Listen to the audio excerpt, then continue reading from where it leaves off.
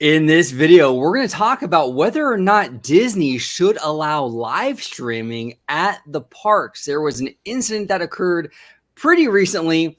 We're going to dive into it and the overall conversation about live streaming at the parks up next.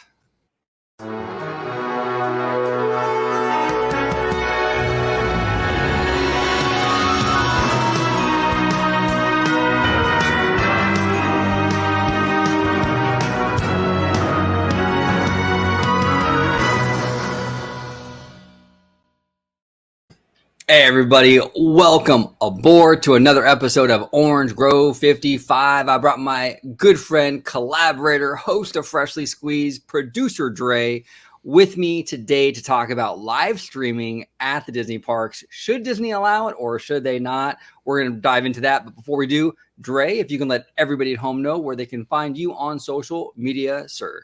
Hey, best place to find me is going to be at Vashguy on Twitter, just right down there, just like it's spelled. Great conversation, especially especially with topics like this. I mean, it's something you can definitely discuss for sure. So thank you for that. And if you want to see me, well, it's going to be on the channel you're watching right now, Orange Grove 55 at Freshly Squeezed, your source for juicy news and info squeezed fresh right from the Grove. So let's get inside the park right here.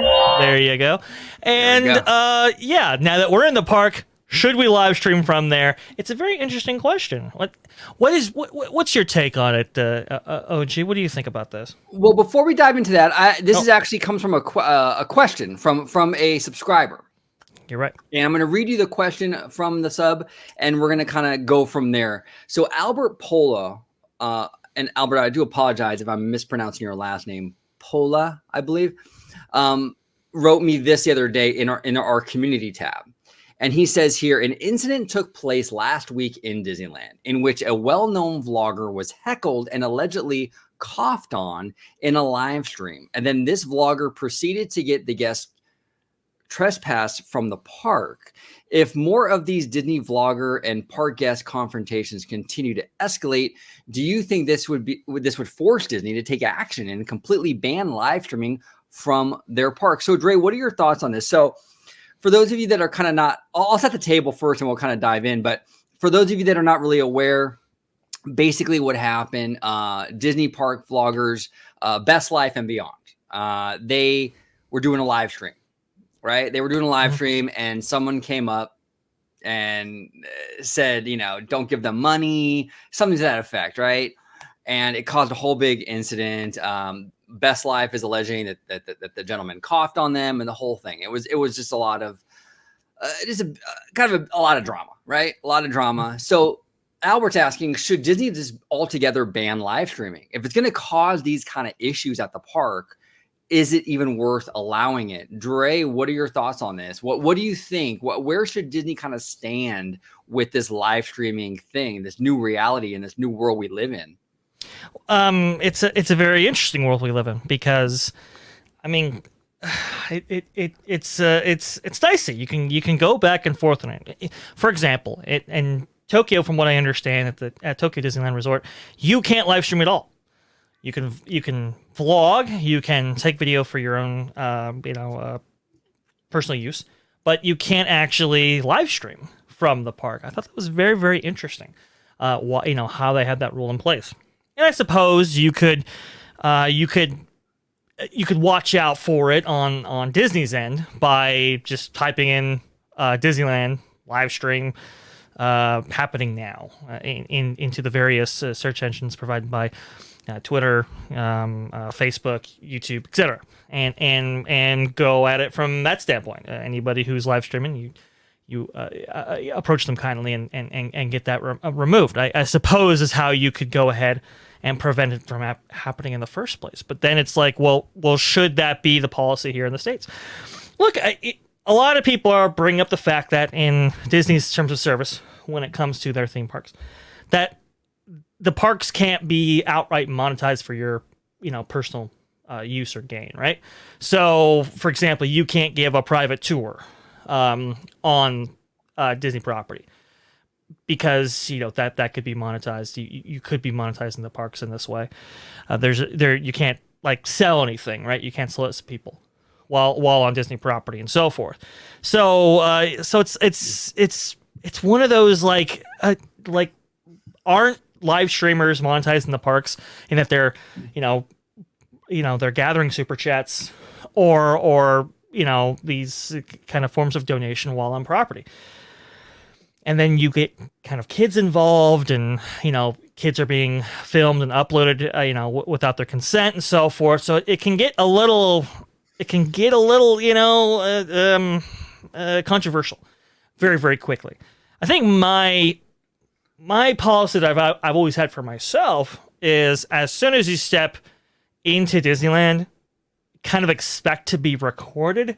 I understand that's not satisfying to many, but that's the kind of the way I've always treated it, because so many people are taking photos, so many people are taking, back in the day it was Vines, but now it's TikTok and Twitter video and Facebook video and so forth. I always just kind of got used to the idea that you're basically once you walk beyond a certain point, your image is kind of out there, and Disney's own policy will have this when they're filming in the park. Once you walk through this point, expect to be on camera.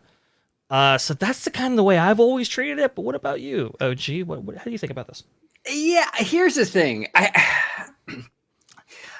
Okay, yes, I agree that, like, when you enter Disneyland, or any Disney park, really, there's always going to be this like expectation that you're on camera. Obviously, there's security cams, there's guests around you constantly taking pictures and video with their families and what have you, right? But I do think it's a little bit of a different kind of animal, though, like the live streaming thing. And why I say that is because it's one thing to have, like, you're in a shot in the background for some family photo. You're like this big in the background, right? Yeah. Or you're in some family's video for a second and a half or something. Sure. That's different because, look, these are family homemade, like, this is family stuff that's going to be shared with their family. Maybe 5, 6, 7 people total will see that footage, right? Sure. But you're dealing with a completely different beast, though, when you're live streaming. And a lot of these vloggers have hundreds, if not thousands, of subscribers. These videos get thousands and thousands of views. So you're not dealing with just a family's, like, home videos that will be seen by less than 10 people. You're dealing with something that's going to be on the internet forever, that's viewed by thousands. And I think it is a little bit on the sketch, like it's problematic. Like, not every, like, personally, I don't care, right? I don't care. If you catch me on a video walking by and I'm in your live stream, I don't care. But I also have a YouTube channel, so I'm already on camera, right? But there are families out there that maybe they don't want to be on camera. Maybe they don't want to be on someone's live stream that gets 100,000 views. They want that privacy. And even Disney, when they do film in the parks, which they do quite often, like for the Christmas parade and things like that, but there's a sign out front right when you walk in saying, hey, there's filming going on today, just be aware of that. And they don't do that, though, on every other day. So you're not prepared as a guest to be on someone's live stream that's going to hit 100,000 views, right? For me, it's a little different. I do think Disney should address it. I don't know how they can really do it, how they can really prevent it. But I do think it is sort of a problem, especially if it's making other people around you, like other guests, uncomfortable, Well, and the incident question was interesting because it was on, you kind of had a captive audience there when you were on like a specific attraction. Those guests really didn't have much choice whether to be involved or not, because the live stream took place on in this case the Columbia, but it could have easily happened on the Mark Twain or any number of attractions. So maybe the policy, maybe it shouldn't be banning outright, but actually having kind of guidelines for live streams, at least initially, right? Like, hey, maybe don't live stream on an attraction, because at that point, the people in your ride vehicle that are with you, they don't have much choice. We've seen incidents where altercations have actually happened as a result of that, not just with this incident, but also with the Jungle Cruise, from what I understand. There was some footage going around of an incident that happened there. my feeling is if you ban live streams outright, then you get into the situation where it's like, well, there are TikTokers with like millions of people following them. There are, vloggers with tens of thousands of people following them. Should we ban vlogging outright? Some of these vlogs get far more views than live streamers. It gets really dicey really fast. I think. You mean like vlogging, like talking vlogs like this they would ban, or you mean like in park vlogs? No, like in park vlogs. Because it's like in park vlogs. Some of those are far more successful than the live streams themselves taking place in the park, and feature many more views. And at least with live streaming, quality is kind of an issue. At least right now, you can't necessarily live stream at 4K. At least not yet. But with vlogging, you can record at that not only frame rate but also at that quality level. So there's a much better chance for somebody to be picked up and be recognizable in a vlog than necessarily a live stream. It gets a little hairy. And look, I sympathize with what you're saying, without question. But as somebody who might not be able to go as often as I'd like, I think there's a middle ground, a healthy middle ground, where we can kind of ensure a great guest experience, but also kind of provide a decent, I don't know, kind of video capture experience for those who actually do it. I think there's a way to get there, but it's tough. It's tough, and you bring up a great point, Vash, when you said like, because you and I are very different in our park running experience. I was just there this past weekend. I go very often. I live in Southern California. I don't live extremely close. I mean, it's a drive for me, but I'm local. I'm definitely local. And you're not. It's a little bit more of a vacation for you when you go. It's more of a vacation, and so you don't go as often. So these in park vlogs and live streams they have a lot of value for you and people that like you that live out of state. They can kind of experience the parks vicariously, so to speak, through these live streams, through these vlogs, right? Now, for me, I've never been really into I've said it many times on my channel, I've never really been into the in-park vlogging thing. I think a lot of that has to do with the fact that I am local. I do go often, so I see these parks with my own eyes every month. So I don't really need a vlogger to show me this stuff. I mean, I do watch some vlogs. I love Provo's Park Pass. Love Provo's Park Pass. Love Adventures in Design. Because he's really super creative with what he does. I love Fresh Baked. There's a few that I really, really do love, but for the most part, I'm not really too into that like genre, so to speak. Sure. But again, it's coming from a very local kind of like viewpoint, whereas like someone like you out of state, or like a George, like Disney Family Man, right? He's at like, there's more value probably for you guys in these vlogs because you don't go all the time. So you're right. Maybe there is a way that Disney can sort of maintain the ability for people to do it while also not making people around them feel uncomfortable. Hey, maybe the solution is just, hey, Disney puts out signs when they're filming, you might be on camera, right? Yeah. Maybe the solution is to have permanent signs saying, hey, people live stream in the parks, you might be on camera. Just a heads up when you enter the gates. Maybe. They might have to do that, So it's a fascinating, conversation to have. A lot of people don't really discuss this, and it's interesting because it's a huge thing. It's a huge thing. It is, and it's kind of bubbling, kind of below the surface here in a big way as these kind of methods of doing live streams or vlogging become much more accessible to so many more people, and so many more people want to get into the actual vlogging game or live streaming game at Disneyland themselves. It's kind of like you said, OG. It is becoming kind of an issue. It is becoming one of those things that probably needs to be addressed in some way in order to prevent incidents like what we saw with the Columbia and otherwise from happening again.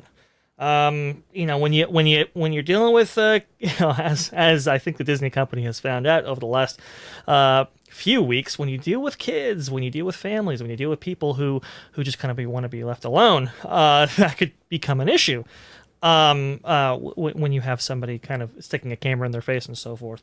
So I agree with you though. Maybe they should have maybe permanent signs or just kind of know before you go, like, hey, a lot of people do film. A lot of people do do their TikToks, or it's not even just YouTube. It's all these different mediums, right? And you might end up being included in that. And that might be a circumstance of what they're doing. It's an interesting idea. I think everybody can agree that if you're live streaming in the park and you're focused on like one family, like that's that could be problematic, right? If you kind of harass somebody in the park via that kind of modality, that could be a really big issue. Whereas if you're live streaming in the park and the subject matter is mainly you or the parks themselves, that might be a different scenario. So it's one of those things. It's a tough situation, and it really also depends on how much value Disney feels they get out of these live streamers. Like, if Disney feels that they're kind of a marketing tool for them, they're going to be much more lenient on it, right? They're going to be well, let them do their thing because they bring people in. But if Disney feels like their internal data shows, well, it's kind of a wash because they're live streaming, but a lot of them will like trash talk like this attraction or that attraction or Genie Plus or something. So are we really gaining anything from them live streaming? It might even be a net negative if someone's in the park saying, hey, the system Genie Plus isn't working and this, that, and the other. You're on Disney's property kind of trashing Disney. So Disney might be like, well, why would I allow that? Sure. And again, I don't necessarily agree with that. I am totally open for people having an open, speaking their minds, having their opinions. You don't like Genie Plus. You don't like Genie Plus. I'm just kind of coming at it from like Disney's perspective. Like, sure, well, we're letting you live stream in the park and you're kind of trashing our brand new service that we're trying to sell. It's like being in someone's restaurant and standing there and kind of saying like, oh man, the food sucks. Oh man, the food sucks. Well, eventually they're probably going to kick you out, I mean, you're kind of hurting their business at that point. It's kind of the same idea, so sure. I just don't know. I just don't know how much value Disney sees in them being there. It could be a great value. They could see a huge amount of benefit and, from it, or they could see it as kind of like, not so much because there's a lot of critiques that happen on those streams as well. It's a tough call. It's true. It's a tough call. I suppose you can't really hold any one person back from sharing their honest opinion, right? It's kind of a tough thing because I do think Disney benefits from the vlogging community. I know that a few vloggers have sold me on vacation packages and so forth and visiting the Disneyland resorts. So I know they at least have my money as a direct result of vlogging. But my thing was, and I've advocated for this before, and I'll pitch it here on OG55 right here. I think because a lot of the vloggers and everybody kind of complain about the reservation systems and the level of access that they kind of are getting or need in order to fulfill the goals of their channel and so forth, right? My idea was to have like a vlogging pass where after you reach a certain threshold, whatever that internal threshold might be, maybe let's say it's like 50,000 subscribers, right? And after that 50,000 subscriber threshold, Disney might reach out to you or you reach out to them, and if they like the content of your channel, if they feel that it's appropriate to do this, well, then they give you access to buy a vlogging pass, and that gives you kind of 365 day access to the parks, right, in order to fulfill your duties as a vlogger. But with it comes with a code of conduct at that level, because you have so many subscribers and so many people are watching. That vlogging pass can be revoked at any time, and here's the things that they can revoke it for, kind of thing. It's I wonder what would happen. I wonder what would kind of transpire. Like, let's say you have this vlogger pass, right? Sure. And you want to be critical, though. Yeah. Does Disney come knocking and say, well, you better be careful with what you're vlogging because I would take that pass from you real quick, you know? Maybe it does amount to that. Maybe that's in the code of conduct as, hey, Disney giveth and they can take it away, kind of thing. Maybe individual critiques, no harm, no foul. But if you are constantly complaining, maybe it's like, oh, well, if you are constantly complaining, maybe you don't want to go to the parks that often. We'll just go ahead and take that back, and that's it. That kind of thing. Yeah. And, so they may even kind of implement kind of what they do with like people they invite to movie premieres, like sure. Like a John Campea is a perfect example. Mm-hmm. He's been very critical. I watch Campea every day. He's awesome. Right. He's been very critical of Disney, especially in the Chapek era, right? Mm-hmm. But Disney still invites him to movie premieres because, and he's even addressed this. He says, like, Disney, as long as you're kind of fair with your critiques, they kind of leave you alone. Like, they don't expect you to love everything they do, but as long as you're not just like unrealistically bashing them every single day, they'll let you do your thing. And Campea is kind of proof of that, right? Like, he is very critical, but he gets invited to all the Marvel movies, all the Star Wars movies still, and maybe that's the approach with like your proposed vlogger pass, is that like kind of take the same approach they do with like these kind of like these content creators who report on the movie end of things. Hey, look, as long as you're fair with your critique, you're being honest, and you're not just have like an axe to grind, you're good. So and as long as you're fair, you're fine, right? Yeah. And through this code of conduct, you could take like the largest, vloggers or YouTubers or whatever they happen to be, and kind of control their content through that code of conduct policy. That way, you can kind of like, hey, you know what? You can't film kids outright. If they end up in the shot, they end up in the shot. But you kind of have to have your camera directed away towards them. When you live stream, there's certain parameters you get to kind of abide by, stuff like that. Yeah. And that way, you can kind of have your cake and eat it too, while also kind of having a little bit of control when it comes to the kind of media or marketing benefits that they give you. It can actually be handled by the marketing department itself. That kind of thing. And I think that would solve a lot of these issues, because they would set the tone for everybody who would follow them. Yeah, no, absolutely. And this is a great conversation that we're having here, Dre. And we could probably touch upon it again in another video, or videos even, because I think like as a community, and I'm not really in the same community because I don't do any in-park vlogging or whatever, but like just as an overall Disney parks community, it's a conversation I think we should all be having, because the reality is like, hey, look, a lot of us do the in-park vlogging, but we have to understand the ramifications it might have on people that are at the parks. Right. Not everyone likes being on camera, and it's a conversation we should be having. And I think this is kind of cool to kind of get that conversation going, right? Yeah. I completely agree. Yeah. And just kind of like just talking about it, just talking about it and just kind of addressing it, because it is an issue. Obviously, we just had an incident recently with it, and I'm sure that's not the first, and it won't be the last. So it's fascinating, and we'll see how it all pans out going forward.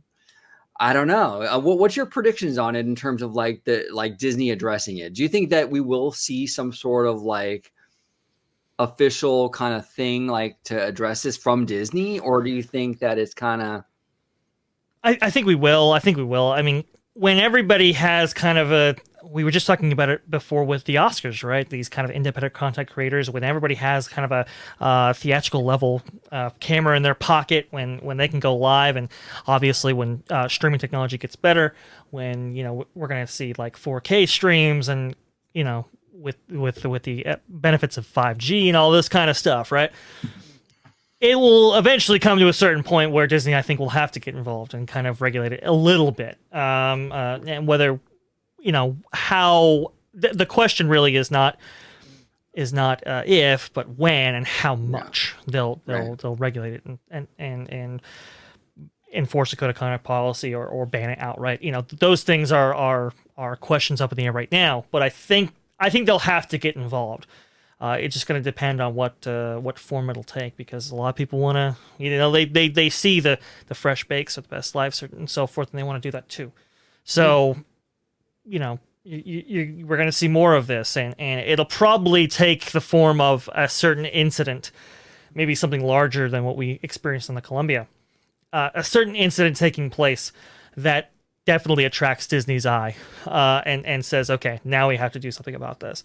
Yeah. Hopefully, I mean, for everybody out there who might be, doing this, just be cognizant, be aware of the guests around you, Yeah. and kind of take them into account when you're doing your business, so we can prevent incidents like this from happening again. Yeah, just be smart. Yeah, 100%. I echo what Dre just said. Be respectful of the people around you. Be very much like aware of Disney's rules as well. Yeah. Remember, this is private property. They have no obligation to allow you to be there. If they feel like you're disrupting or you're breaking their policy or their rules, whatever, their code of conduct, they can kick you out. So be respectful, be aware of that, follow their rules, their protocols to the T if you're going to be doing this stuff. And like Dre said, respect the people around you, right? Yeah. Use your common sense and don't go filming people that don't want to be filmed, or, it just, we just have to be, I think as a community, maybe just be a little more aware, Absolutely. And look, I always look at it like this. We're guests, right? Well, guests are a two-way street. You're not just, they're not you just your guests. Anyway, you get what I'm trying to say. Okay, so you're a guest of theirs, right? And while they, that comes with a certain level of quality of service and so forth like that, it is a two-way street. You have to treat others with respect and respect the property itself that you're on. So that's kind of like the way I always viewed it. Guest, two-way street. No, 100%. It's like being, it's kind of like obviously it's different, but it's not, where it's like being a guest in someone's home, right? Yeah. Like you get like the VIP treatment and being the guest, like you're the guest. Oh, what do you need? What do you need? What do you need? But at the same time, you're a guest. So you have to, like, when you're in their house, you have to respect their rules. And like, there's, like you said, it's a two-way street. It's not a one-sided thing. So just follow the rules and respect the people around you, and just do the best you can with that, and we'll see what happens with Disney and how they officially address it. Because this incident that happened was it really blew up. It really did blow up. Everyone was talking about it on social media, and it was crazy. Absolutely crazy. It's still talking about it. They're still talking about it. Yeah. And, oh boy, I guess apparently, Anaheim PD were involved, and let's not have it get to those points, right? Let's as guests, whether it be vloggers or otherwise, let's just be cognizant of others, and I think we'll be all right. But yeah, I think that just about covers it. So I'll go ahead and close myself out just to save a little bit of time. It's going to be at VashGuy right there. That's where you can find me. That's where you can interact with me. It's been a pleasure the last few days at having a lot of what I will say robust conversation. It's been really, really good. And if you want to see me while it's on the channel you're watching right now, Orange55 at Freshly Squeezed, your source for juicy news and info, squeezed fresh right from the Grove. Here, what's But really, nothing compares with a freshly squeezed. On the topic of vlogging, you can't go without mentioning Adam the Woo. So there you go. That's where you can find me. Yeah, there's quite a few out there that do a phenomenal job, and Adam the Woo is one of them. Adventures in Design, another. Provost Park Pass, Fresh Baked. There's a lot of great content creators out there, and they definitely worth shouting out, because absolutely, we're 100%. On the subject. I think it's worth. Yeah, you might as well. You might as well mention it. I agree. But thank you, brother Dre. I do appreciate you coming on today, and thank you all so much for watching. Like, what do you got? What everyone at home, even if you're not familiar with the whole Best Live situation, or just in general, like, what do you think about vlogging, live streaming in the parks, and how it impacts the guest experience, how Disney sees it, things like that? Like, just what's your overall opinion on it? Love to hear from you. And we got a lot more content coming out. A lot of good stuff. It's going to be a fun week, everybody. Stay tuned. Hit the subscribe button, hit the notification bell, and we'll talk to you later.